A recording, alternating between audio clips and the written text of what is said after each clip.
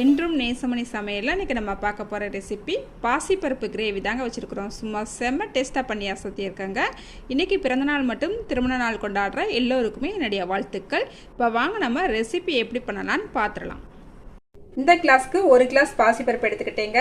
இதோட அளவு பார்த்தீங்கன்னா 100 கிராம் இருக்குங்க.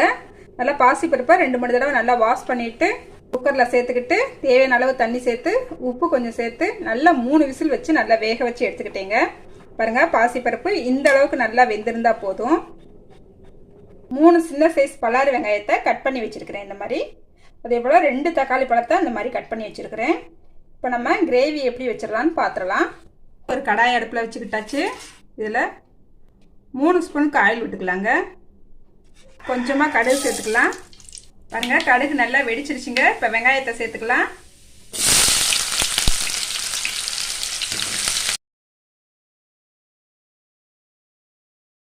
கொஞ்சமாக கருவேப்பிலை சேர்த்துக்கலாம். கூடவே 3 பச்சை மிளகாய் சேர்த்துக்கலாம். எனக்கு பழுத்துருச்சு, ஆனாலும் சேர்த்துக்கலாம். வெங்காயம் நல்லா கலர் மாதிரி வந்துருச்சுங்க. இந்த அளவுக்கு வதக்கினா போதும். 1.5 ஸ்பூனுக்கு இஞ்சி பூண்டு பேஸ்ட்டு சேர்த்துக்கலாம். வதக்கிட்டுக்கலாங்க.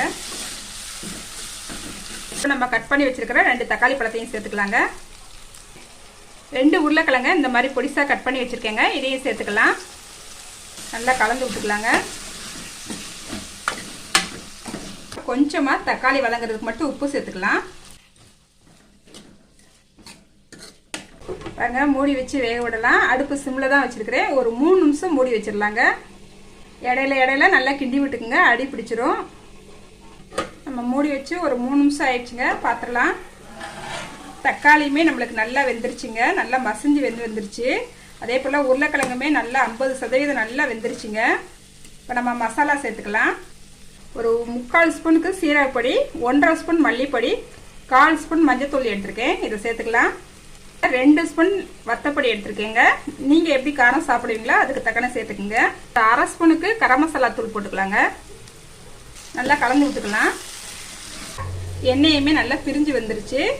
இப்போ கொஞ்சமாக நம்ம தண்ணி சேர்த்துக்கலாங்க.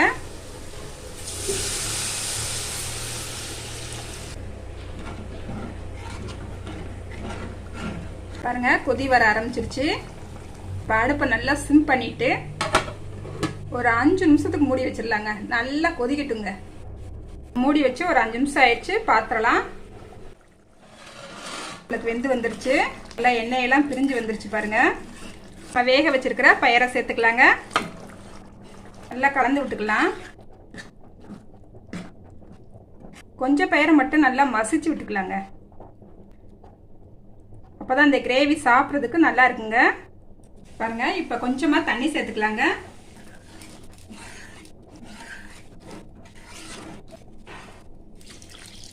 நம்ம உப்பு கரெக்டாக இருக்கான்னு செக் பண்ணிடலாம். உப்பு சேர்த்துக்கலாங்க. கொஞ்சம் கம்மியாக இருக்கு.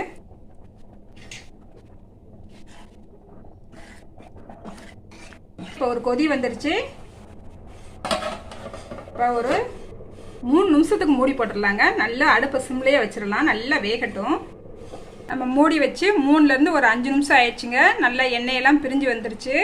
கொஞ்சமாக மல்லிச்செடி மேலே தூவி விட்டுக்கலாங்க. அடுப்பை ஆஃப் பண்ணிக்கலாம்.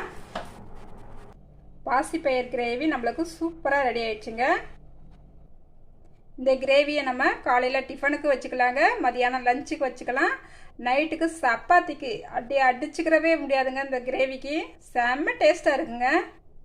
நீங்கள் காலையில் இந்த குழம்பு மட்டும் வச்சுக்கிட்டா போதுங்க. நம்மளுக்கு 3 நேரத்துக்குமே இதை வச்சு சாப்பிட்டுக்கலாங்க.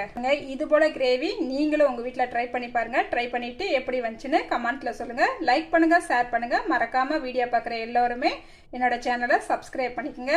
பாய். அடுத்த ரெசிபியில் பார்க்கலாங்க.